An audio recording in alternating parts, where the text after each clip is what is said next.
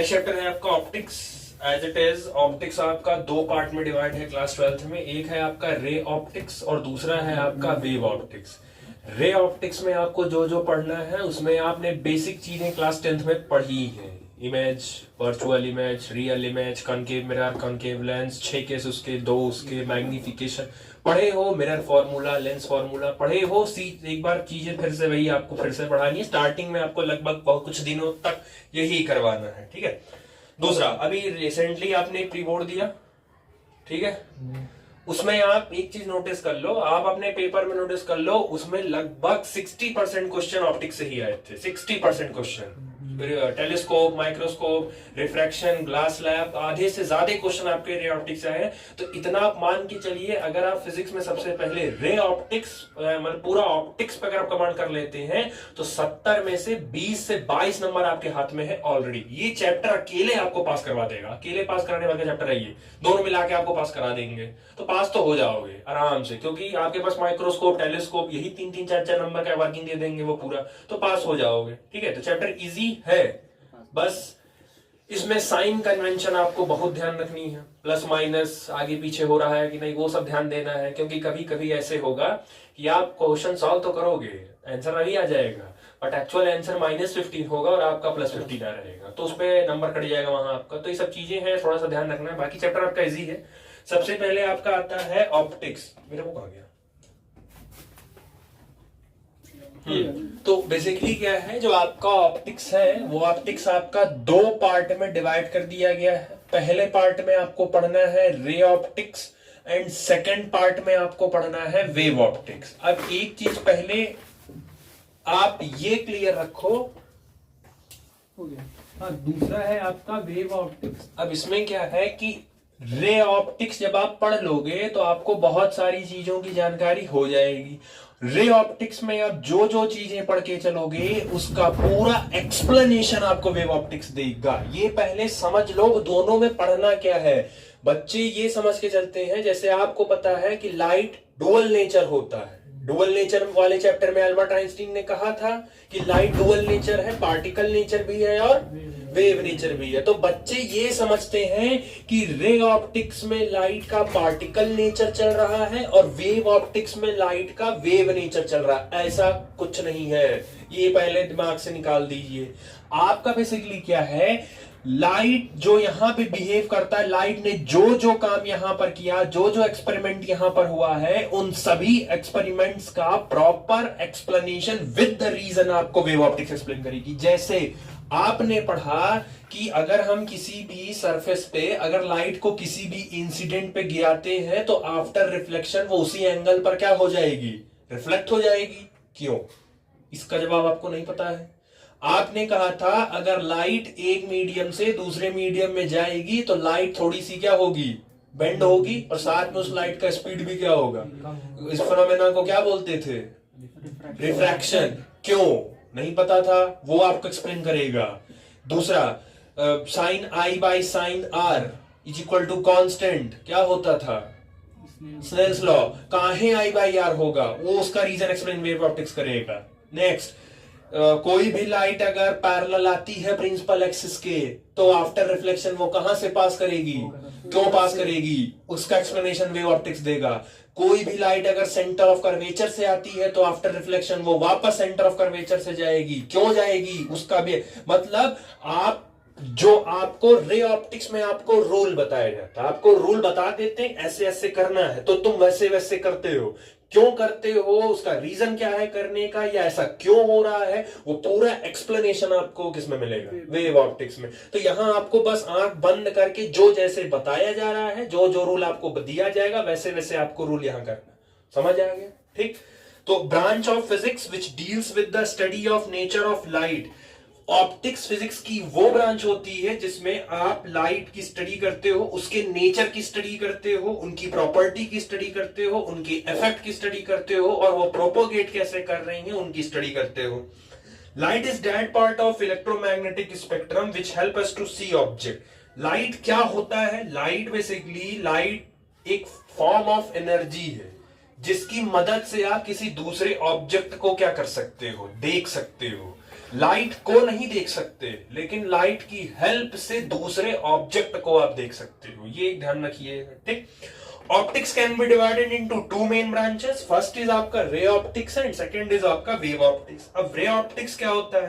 पहली बात, जैसे आपसे कहा गया लाइट ऑलवेज ट्रेवल इन, ये एक लाइन बहुत पढ़ाया जाता है, लाइट ऑलवेज ट्रेवल इन, ये गलत है, सही नहीं है। ये यूनिवर्सल डेफिनेशन नहीं है कि light always travel in straight line. ये जनरली डिपेंड करता है आपके सिचुएशंस पर, डिपेंड करता है। जैसे अगर आपका लाइट का वेवलेंथ और आपके ऑब्स्टेकल या जो भी आपने इंस्ट्रूमेंट लिया है, उन दोनों की वेवलेंथ साइज अगर लगभग सेम होगी, लगभग सेम अगर आप मानते हो, तो वो बेसिकली आपका वेव ऑप्टिक्स में है। और अगर इन दोनों की साइज में ह्यूज गैप आ रहा है, बहुत ज्यादा डिफरेंस है, तो वो रे ऑप्टिक्स में आएगा। जैसे आप लाइट की वेवलेंथ अगर मानते हो तो वो आपको एंगस्ट्रॉम में मिलेगा, लाइट की वेवलेंथ आपको एंगस्ट्रॉम नैनोमीटर मिलेगा, ठीक है। और आप रे ऑप्टिक्स में शीशा पढ़ते हो, मिरर, लेंस पढ़ते हो, ग्लास स्लैब पढ़ते हो, माइक्रोस्कोप पढ़ते हो, टेलीस्कोप पढ़ते हो, तो इन सब का साइज लाइट के साइज के कंपैरिजन में क्या है? तो जब लाइट का साइज सामने वाले की साइज के कंपैरिजन में बहुत छोटा पड़ जाए, बहुत छोटा हो जाए, तो उस केस में लाइट आपका कैसे ट्रेवल करेगा?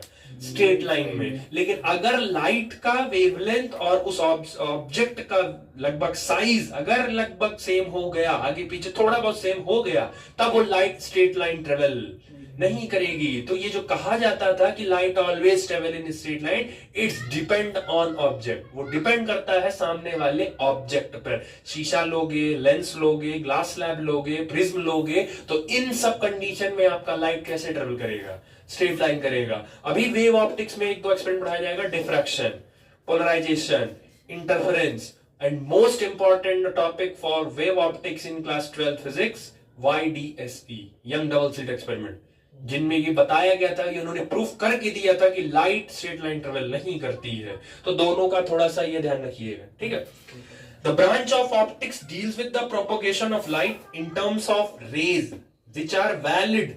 तो जो optics, generally ray optics physics की वो ब्रांच होती है जिसमें आप लाइट की स्टडी करते हो इन द फॉर्म ऑफ रे के फॉर्म में स्टडी करते हो, और ये तब वैलिड है if size of optic obstacle are large in comparison to wavelength of रे।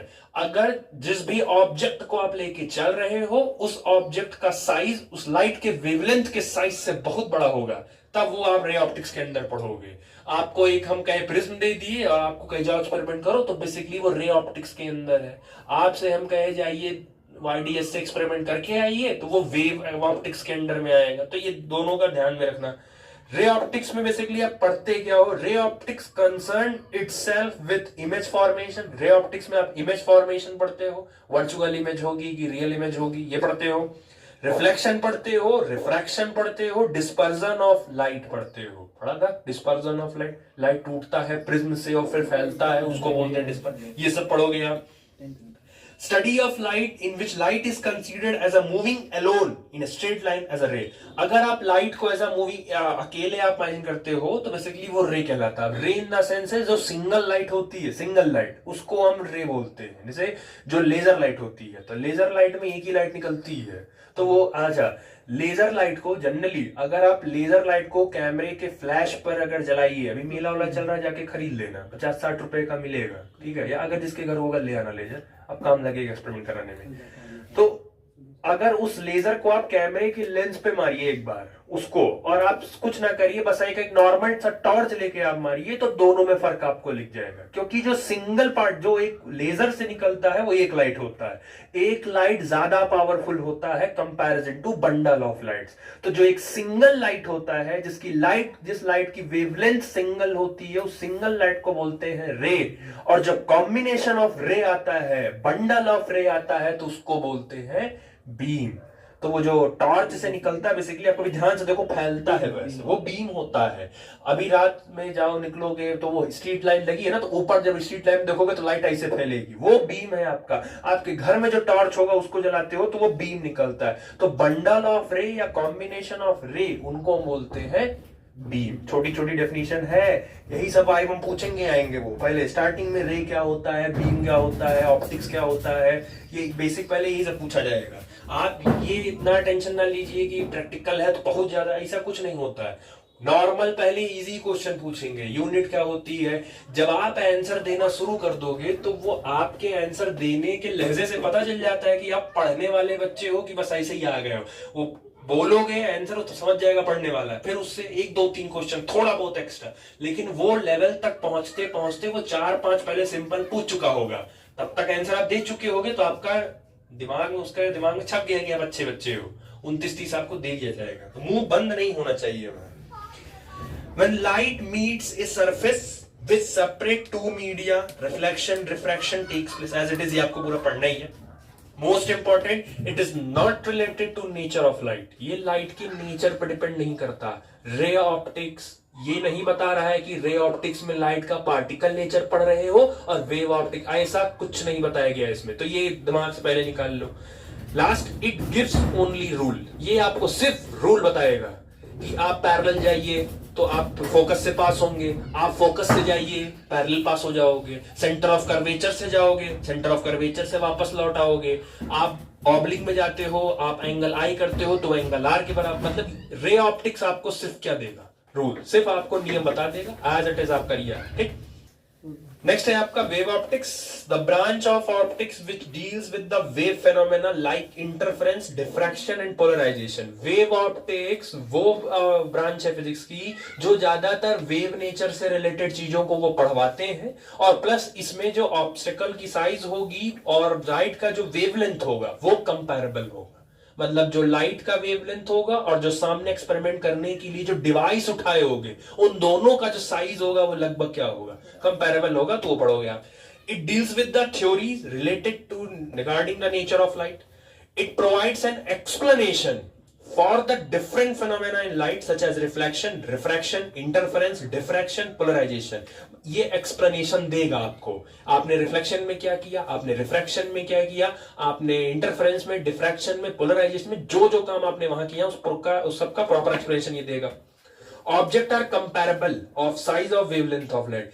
साइज का जो वेवलेंथ होगा, जनरली लाइट का जो वेवलेंथ होगा वो ऑब्जेक्ट के साइज के लगभग क्या होगा, कंपैरेबल होगा। ठीक, देन आफ्टर है आपका ray. What is ray? The path along the light travel is called ray, represented as, जो इस चैप्टर में आपको रे रिप्रेजेंट करना है, तो रे बेसिकली आप ऐसे रिप्रेजेंट करोगे, ये रे हो गया। और अगर आप कॉम्बिनेशन ऑफ रे बोलते हो, कॉम्बिनेशन ऑफ रे बोलते हो, तो कॉम्बिनेशन ऑफ रे को हम क्या बोलते हैं, तो वो हम बीम बोलते हैं। ठीक, अब ये जो बीम है आपका, ये बीम आपका 3 तरीके से हो सकता है। एक तो पैरेलल हो सकता है जो एज इट इज आपको दिख रहा है, दूसरा हो सकता है डाइवर्जेंट। डाइवर्जेंट का मतलब फैलना, तो पॉइंट उनका सेम रहेगा, किसी एक पॉइंट से वो क्या हो रहे होंगे, वो फैल रहे होंगे, तो इसको बोलते हैं हम डाइवर्जेंट। जैसे कार का हेडलाइट, टॉर्च हो गया आपका, स्ट्रीट लाइट में जो लगा होता है तो उसमें जब लाइट निकलती है तो लाइट आगे चल के, आपके मोबाइल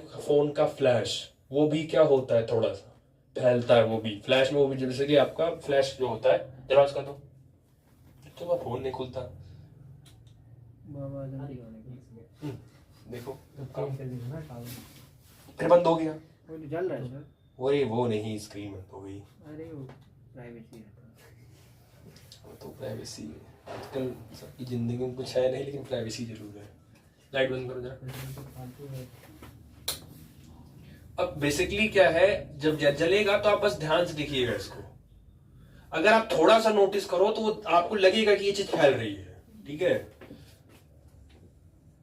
हाँ देखो, देखिएगा, ये दिखा, ये फैल रहा है, ये आप सामने देखो, पूरा नहीं पड़ रहा है ये, मतलब इतना ही राउंड वो कवर कर रहा है, इसका मतलब वो एक्चुअल निकल रहा है, वो ऐसे फैलता हुआ आ रहा है। तो जब चीजें फैल के निकलती हैं ऐसे दोनों तरफ से, तो बेसिकली इस फोन से जो फ्लैश निकल रहा है, बेसिकली वो कैसा बीम है, वो डाइवर्जेंट बीम है। तो डाइवर्जेंट बीम में बीम या जो रे होती है वो क्या हो जाता है, फैल जाता है। ठीक है, और नेक्स्ट आपका बेसिकली आता है कन्वर्जेंट। ठीक, तो कन्वर्जेंट में क्या है, इसी का आपने उल्टा कर दो। कन्वर्जेंट में क्या है, एक पॉइंट पे आके वो बेसिकली क्या हो जाएगा, मिल जाएगा, उसको बोलते हैं कन्वर्जेंट। जैसे बहुत बचपन में या नॉर्मली आपने एक्सपेरिमेंट सुना होगा, लेंस धूप के सामने आप रख दो और उसके सामने एक पेपर रख दो तो आग लग जाएगा, क्योंकि लेंस क्या करता है, सभी रे को एक जगह लाके पेपर पे वो क्या कर देता है, वो एक ही जगह पॉइंट कर देता है, इकट्ठा कर देता है। क्रिश 3 देखा, क्रिश 3 देखा,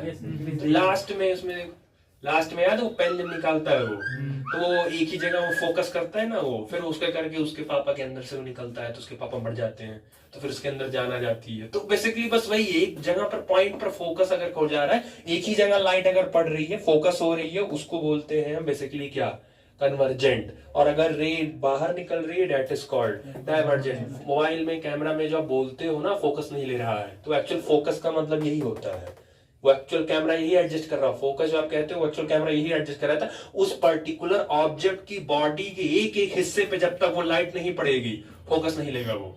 तो वो जो आप करते हो ना जूम और वो करते हो ब्लर आ रहा है, तो वो बेसिकली यही होता है कि जब तक कैमरे से निकलने वाली सभी लाइट, जब तक उस पर प्रॉपर उसके पार्टिकल के हर एक पार्ट पे नहीं पड़ता है, बॉडी फोकस नहीं कर रही होती है वो। ठीक है, तो ये इसी को बोलते हैं। ठीक, नेक्स्ट आता है आपके पास फिर बेसिक लॉज जो ऑलवेज वैलिड है, जो कभी गलत नहीं हो सकते हैं। जिनमें से पहला है law of rectilinear propagation of light. As it is, light हमेशा स्ट्रेट लाइन में ही ट्रेवल करेगी जब तक कि उसका मीडियम चेंज नहीं किया जाएगा। एज इट इज, लाइट हमेशा स्ट्रेट लाइन ही करेगी, करती स्ट्रेट लाइन ही है, वो यूनिवर्सल ट्रूथ है वो। ठीक है, इट्स डिपेंड ऑन ऑब्जेक्ट और वेवलेंथ ऑफ लाइट। पहला हो गया। दूसरा, law of reversibility of light rays. आपकी मेमोरी उतनी तेज नहीं हो, लेकिन लाइट की मेमोरी बहुत तेज होती है। लाइट जिस रास्ते से एक बार जिस सरफेस पर पड़ी, अगर आपने उस सरफेस से उसको बैक कर दिया तो एज इट इज वो सेम रास्ता लेके वो वापस हो जाएगी। मतलब ऐसा नहीं है कि वो रास्ता चेंज कर देगी। अगर आपने लाइट, ये आपके पास एक सरफेस है, अगर लाइट को आपने इस पर गिराया तो इस पर गिरा, और अगर ये रिफ्लेक्ट बैक हो गई तो वापस यही रास्ता लेके वो वापस चली जाएगी वो। तो उसकी रिवर्सिबिलिटी, मतलब लाइट की मेमोरी स्ट्रांग होती है जब तक कि आप एंगल पे नहीं गिराते हो। जब एंगल पे गिराते हो तो वो एंगल पे ही क्या कर जाती है, रिफ्लेक्ट कर जाती है। और अगर आप नॉर्मली गिराते हो तो जैसे आप गिराओगे एज इट इज, मतलब लाइट की मेमोरी बहुत तेज होती है। ठीक, तो ये कॉमन है, याद रखिए। नेक्स्ट आता है आपका properties of light. Light is itself invisible. Light खुद से तो नहीं दिखेगा, but in presence we can see object. Light को आप नहीं देख सकते हो, लेकिन लाइट की मदद से आप चीजों को देख सकते हो। वो इसलिए क्योंकि जिन चीज को आप एक्चुअल देख रहे होते हो उनके अंदर से लाइट का क्या होता है, स्कैटरिंग होता है। जब तक स्कैटरिंग ऑफ लाइट नहीं होगा तब तक आपको कोई भी ऑब्जेक्ट अंधेरे में काहे नहीं दिखता। वो इसीलिए नहीं दिखता क्योंकि अंधेरे में वो लाइट स्कैटर कर नहीं पाती, प्रॉपरली स्कैटर नहीं होता। और जब तक लाइट स्कैटर नहीं होगी, जब तक लाइट फैलेगी नहीं, तब तक तुम्हारे आंख में पहुंचेगा नहीं, तब तक तुम कोई चीज देख नहीं पाओगे। ठीक, सेकंड है आपका light is an electromagnetic wave. सबसे पहली बात, ये आपको ऑलरेडी पता है, 7th 8th क्लास में पढ़ाया गया था। लाइट को चलने के लिए किसी भी प्रकार का कोई मीडियम, साउंड को चलने के लिए चाहिए, लाइट को चलने के लिए कोई मीडियम। क्योंकि लाइट आपको सूर्य से मिलती है और सूर्य और धरती के बीच में ब्रह्मांड है, ब्रह्मांड में कोई मीडियम नहीं है, तो लाइट वहां से भी ट्रेवल होके फिर धरती के अंदर चलती है। तो लाइट एक इलेक्ट्रोमैग्नेटिक वेव है। और आपको याद हो, इस नाम का आपका एक चैप्टर भी है जो कि पढ़ाना है अभी, बच्चा छोटा ही है। तो लाइट एक इलेक्ट्रोमैग्नेटिक वेव होती है जिसको प्रोपोगेट करने के लिए किसी भी प्रकार का कोई मीडियम नहीं चाहिए होता, वो करेगी प्रोपोगेट। और लाइट की स्पीड एयर में 3 × 10⁸ मीटर पर सेकेंड। बेसिक चीजें हैं, यही सब है जो आज हम आपसे पूछी जाएगी। Wavelength of light visible is लगभग 400 nanometre to 700 nanometre. Visible light आपके पास अल्ट्रावायलेट भी होता है, रेडियो वेव भी होता है, माइक्रोवेव भी होता है, विजिबल भी होता है, सब होता है आपके पास, इंफ्रारेड सब होता है। लेकिन जो उसमें विजिबल होती है, जैसे आप इंफ्रारेड नहीं देख सकते, तो अल्ट्रावायलेट आप नहीं देख सकते हैं, आप उसके लिए देखो एक अलग से डिवाइस आती है, इंफ्रारेड देखने के लिए डिवाइस एक आती है। जो चीजें आप नॉर्मली नहीं देख सकते, आप इंफ्रारेड से आप देख सकते हो। ठीक है, बहुत सारे स्टूडियोज में शूटिंग में यूज किया जाता है उन सबको। तो अब जो विजिबल होती है, जैसे आप लोग हमको देख रहे हो, आप खुद को देख रहे हो, अड़ोस पड़ोस को देख रहे हो, तो ये विजिबल में आता है। और विजिबल लाइट की जो वेवलेंथ होती है वो 400 नैनोमीटर से लेके 700 नैनोमीटर तक है। ठीक, और इसी रेंज में ही आपका कोई भी प्लांट फोटोसिंथेसिस करता है। अगर याद हो पिछले साल, तो फोटोसिंथेसिस 2 पार्ट में होता था, photosystem first and photosystem second. याद हो तो अच्छी बात है, नहीं हो तो पन्ना पलट के देख लो पीछे। Light can pass through transparent medium like glass air, light glass air से पास कर सकता है, किसी भी ट्रांसपेरेंट मीडियम से लाइट ऑलरेडी पास कर जाएगा. It can not pass through non transparent that is opaque material से.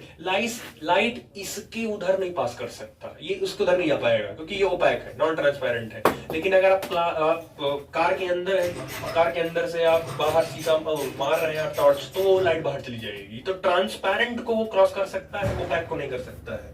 Speed of light is different in different medium. Light की स्पीड अलग अलग मीडियम में अलग अलग होगी. सबसे ज्यादा किसमें होगी? एयर में. उससे ज्यादा कहीं नहीं होती है, ध्यान रखिएगा. Light can reflect from polished surface as it is 9th 10th class वाला है. लाइट किसी भी पॉलिश्ड सरफेस से क्या कर सकती है? रिफ्लेक्ट कर सकती है. When light travels from one medium to another medium, it deviates from path. जब लाइट एक मीडियम से दूसरे मीडियम में जाती है तो वो अपना पाथ क्या कर लेती है? चेंज कर लेती है. प्रोसेस को क्या बोलते थे? रिफ्रैक्शन बोलते थे. वो एज इट इज आप अभी पढ़ोगे, ठीक है. तो जो 10th में आपने पढ़ा है वही है, बेसिक है. स्टार्टर आपको बेसिक से ही करवाना है जो 10th क्लास में आपने पढ़ा है, ठीक है. चलो, इसमें जो पहला फिनोमेना आपका आता है that is reflection of light. ठीक है, सबसे पहला आता है आपका रिफ्लेक्शन ऑफ लाइट. चलो, लाइट तो पढ़ लिया क्या होता है. एक तरीके की एनर्जी होती है, इलेक्ट्रोमैग्नेटिक वेव होता है, ठीक है. अब सेकंड आता है आपका रिफ्लेक्शन. कि रिफ्लेक्शन क्या होता है, वो वाइवा में पूछेंगे आपसे व्हाट इज रिफ्लेक्शन, तो क्या बताओगे? बहुत कॉमन डेफिनेशन है भाई, 7th 8th में पढ़ाया जाता था. The bouncing back of light from any polished surface into the same medium is known as reflection. तो रिफ्लेक्शन का मतलब है किसी भी पॉलिश्ड सरफेस पर अगर लाइट को आप इंसिडेंट करवाते हो तो वो उसी मीडियम में वापस बाउंस बैक हो जाए. The phenomena is known as reflection of light. ठीक. When light is incident on a polished smooth surface, the most of the incident light returns to the same medium. The phenomena returning of light after the striking of polished surface is known as reflection of light. Clear है कि किसी भी polished surface से अगर आप light को incident कराते हो. अब ये समझ में है कि पॉलिश्ड सरफेस मतलब क्या होता है. तो जैसे तुम्हारा शीशा जो सुबह सुबह देख के आते हो अपना अपना चेहरा, उसमें ये क्या है? ये क्या है? डंडी है. क्या है ये? हाँ, पॉलिश्ड है ये. तो जिधर ये डंडी खींची जाती है ना, उधर एक्चुअल उस मिरर को क्या किया गया होता है? पॉलिश किया है. और पॉलिश करने के लिए यूज किया जाने वाला सबसे best metal silver. Silver is considered to be the best metal for surface polishing any surface. आप सिल्वर से पॉलिश जितना अच्छा करोगे उसके सामने वाला उतना ज्यादा चमकेगा, रिफ्लेक्ट उतना ज्यादा करेगा. तो ये आपका एक सरफेस है, पॉलिश्ड सरफेस है, जिसको सिल्वर मेटल से पॉलिश कर दिया गया है. अगर मैं इस पर लाइट गिराता हूं किसी भी एंगल से, अगर मैंने इस पॉलिश सरफेस पे गिराया तो जिस लाइट को मैंने पॉलिश्ड सरफेस पे गिराया, दैट रे is known as incident ray. अब आप स्टेप बाय स्टेप याद रखो. सबसे पहले किसी भी पॉलिश्ड सरफेस पे आप इंसिडेंट रे ही गिराओगे. अच्छा, वो इसलिए याद रखो क्योंकि अभी टेलीस्कोप पढ़ना है, माइक्रोस्कोप पढ़ना है, तो और रिफ्रैक्शन पढ़ना है, ग्लास स्लैब पढ़ना है. तो आप इंसिडेंट के बाद डायरेक्ट रिफ्लेक्टेड नहीं बनाएंगे. इंसिडेंट बनने के बाद आप तुरंत पहले वहां क्या बनाएंगे? आप पहले नॉर्मल बनाएंगे. तो ये आपका बेसिकली हो गया नॉर्मल. और नॉर्मल के बाद जिस नॉर्मल से जो एंगल होगा इंसिडेंट रे का, उसी को बोलते हैं एंगल ऑफ इंसिडेंस. ठीक. उसके बाद यहां से लाइट रिफ्लेक्ट कर जाएगी.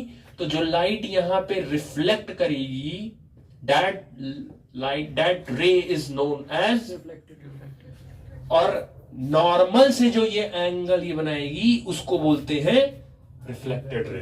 इसी पूरे फिनोमेना को क्या बोलते हैं? Bouncing back of light into the same medium is known as reflection of light. समझ आया?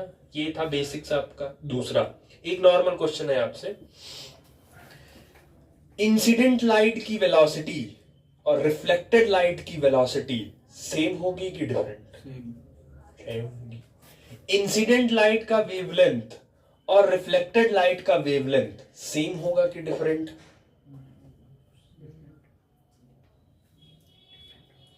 सेम होगा कि डिफरेंट? डिफरेंट. कैसे? ये बताओ. जिसमें से आए हो उसी में वापस चले गए, तो डिफरेंट कैसे हो गया भाई? जिस रास्ते से चल के आए हो फिर उसी रास्ते वापस जा रहे हो, उसी मीडियम में तो वापस जा रहे हो, तो उसका वेवलेंथ, अगर तुम नीला लाइट गिराए होगे तो कहीं यहां से लाल निकल जाएगा? नीला ही तो निकलेगा। तो जिस वेवलेंथ की लाइट यहां गिराए होगे रिफ्लेक्ट होने के बाद भी, इसका मतलब रिफ्लेक्शन से पहले उस लाइट का वेवलेंथ और रिफ्लेक्शन के बाद उस लाइट का वेवलेंथ दोनों क्या रहेगा? सेम रहेगा, एग्जैक्ट वही रहेगा। दूसरा, वेलोसिटी भी एज इट इज क्या रहेगी? क्योंकि जिस मीडियम एयर में ही है वो 3 × 10⁻8 मीटर पर सेकंड, रिफ्लेक्ट होने के बाद भी तो एयर में ही गया, तो 3 × 10⁸ मीटर पर सेकंड। समझ आया? एक नॉर्मल क्वेश्चन एक्सपेरिमेंट आप सोचिए अगर आपके साथ होता। पहला काम ये है कि हमने टॉर्च लिया, हाई इंटेंसिटी का हमने टॉर्च लिया और आपके आंख पे डायरेक्ट जला दिया, तो आपको कुछ महसूस होगा टॉर्च लेंगे। दूसरा काम क्या किए, एक शीशा लिए और पहले टॉर्च शीशे पे जलाए और इस शीशे से जो रिफ्लेक्शन आया वो आपकी आंख पे हम दिए। अब आप बताइए आपको ज्यादा कौन सा चुभेगा आंख में? जो डायरेक्ट किए थे, जो रिफ्लेक्ट करके किए, डायरेक्ट वाला ज्यादा चुभेगा कंपैरिजन टू। इसका मतलब है कि इंटेंसिटी ऑफ इंसिडेंट रे की ज्यादा होगी कि इंटेंसिटी ऑफ रिफ्लेक्टेड रे की ज्यादा होगी? इसकी ज्यादा होगी। ये एक कॉमन क्वेश्चन है जो जनरली बच्चे इसमें भी कंफ्यूज रहते हैं। इंसिडेंट रे की इंटेंसिटी ज्यादा होगी कंपैरिजन टू रिफ्लेक्टेड रे की। अब अगर इसको दूसरे शब्द में समझाया जाए तो अगर यहां पर 100 लोग उतरे होंगे, 100 रे अगर उतरी होगी तो यहां 100 नहीं निकलेंगे, यहां 90-80 निकलेंगे, 99 ही निकलेंगे। एक सरफेस ऑब्जॉर्व कर लेती। आज तक ऐसा कोई सरफेस नहीं बना जो रिफ्लेक्शन 100% करा सके। कोई भी सरफेस हो, कितना भी स्मूथ क्यों ना हो सरफेस, वो थोड़ा बहुत लाइट को क्या कर लेगा? एब्जॉर्ब करेगा। तो जब रिफ्लेक्ट होगी तो रिफ्लेक्शन के बाद जब आपके पास लाइट पहुंचती है तो एक्चुअल उस लाइट की इंटेंसिटी क्या रहती है? कम। तो the intensity of incident light is greater than the intensity of reflected light. समझ आया? तो वो लाइन लिख दिया मैंने, आप क्लियर हो जाएगा पढ़ना। After reflection velocity, wavelength and frequency of light remains same. ये तीनों सेम रहेंगे बट इंटेंसिटी डिक्रीजेस। इंटेंसिटी धीरे धीरे रिफ्लेक्टेड की क्या हो जाएगी? डिक्रीज कर जाएगी। समझ आ गया? ठीक, एज इट इज। उसके बाद फिर आपको इसमें लॉज पढ़ाए जाते थे। 2 लॉ इसमें पढ़ाया जाता था। पहला लॉ, जिस एंगल नॉर्मल से जिस एंगल पे आपने लाइट को इंसिडेंट कराया होगा that is called angle of incidence. Angle of incidence is equal to angle of, अगर 30 डिग्री गिराए होगे तो 30 डिग्री पे ही निकलेगा, 40 पे गिराए होगे 40 पे निकलेगा, 45 पे गिरा 45 पे। तो ये लॉज ऑफ रिफ्लेक्शन का पहला है कि ये आई आर के क्या होगा? बराबर होगा। दूसरा बहुत कॉमन है कि इंसिडेंट रे, रिफ्लेक्टेड रे और नॉर्मल तीनों के तीनों एक ही प्लेन में क्या करते हैं? एग्जिस्ट। उनका पॉइंट अब ये पढ़ के तो निकल जाते हो बट वो प्लेन आप पहले क्लियर करो, वो प्लेन क्या होता है जरा पहले एक और लो। बड़े में यार तुम लोग पेन मत निकाल के नहीं बैठते हो। अरे पेन तो निकाल लेना चाहिए।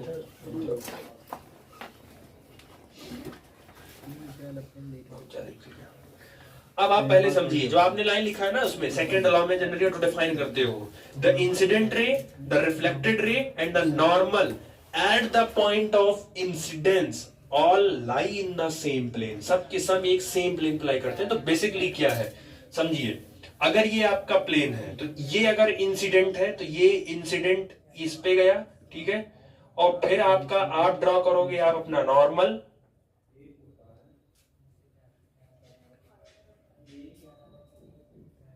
ये नॉर्मल हो गया और एज इट इज फिर ये आपका यहां से रिफ्लेक्टेड हो गया।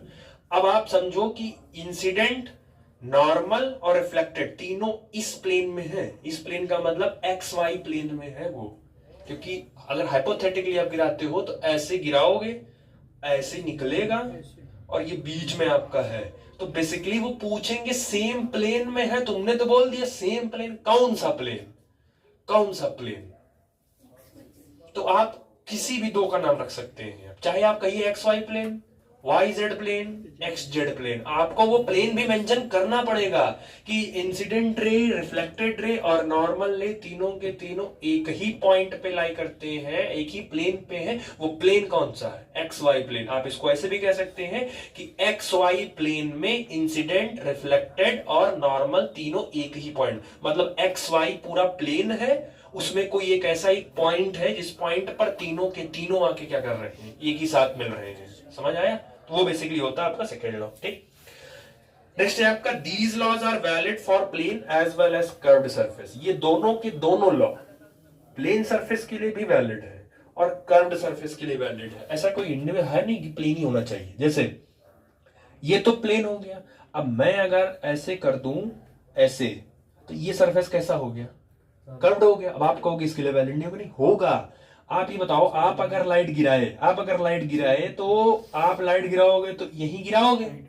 ध्यान से देखो, ये इतना तो स्ट्रेट ही है, मैथमेटिक्स में इतना तो पॉइंट में स्ट्रेट ही है, पूरे से मतलब ही नहीं है ना आपको। सर्कल जैसी कोई चीज होती नहीं है, वो combination of many straight line ही है, मैनी स्ट्रेट लाइंस का ही कॉम्बिनेशन है वो। ये क्या है? स्ट्रेट लाइन ही तो है।